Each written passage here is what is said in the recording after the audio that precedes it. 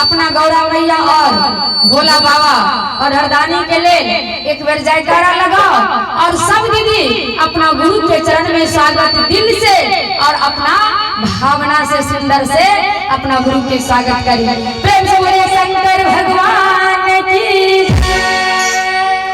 चलो आओ हमारे भैया पार्वती अपना शिव गुरु से कहे छै कि बारा दुखवा दिले भोले दानिया हो और उसके गले महारानिया।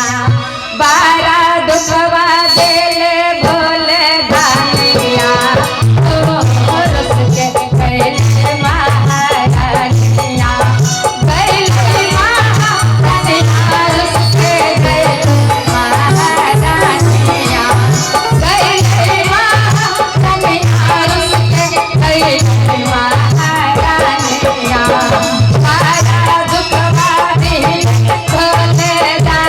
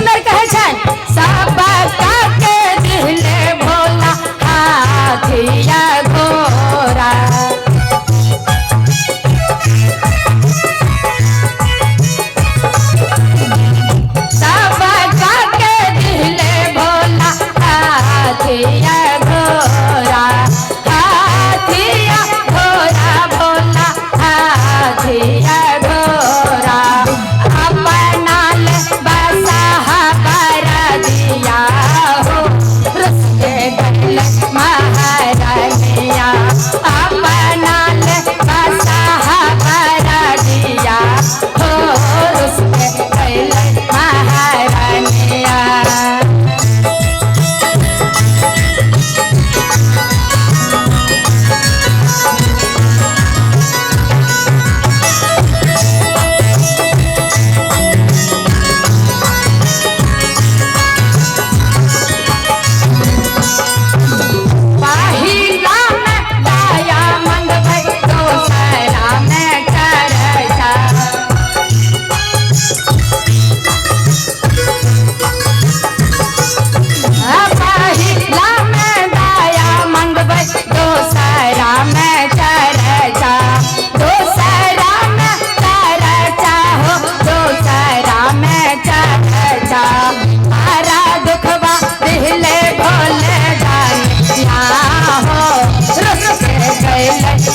महारानिया सारा दुखवा दिले भोले दानिया हो रुस के गैल महारानिया।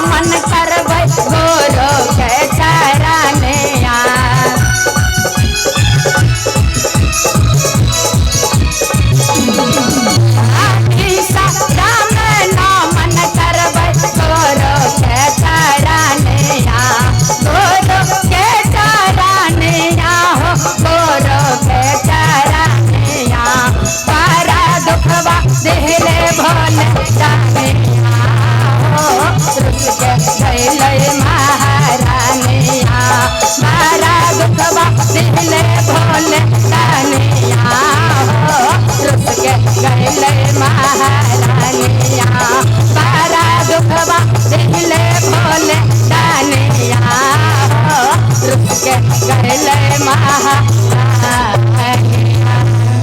प्रेम से बोलिए सच्चे दरबार की मैया पार्वती की जय।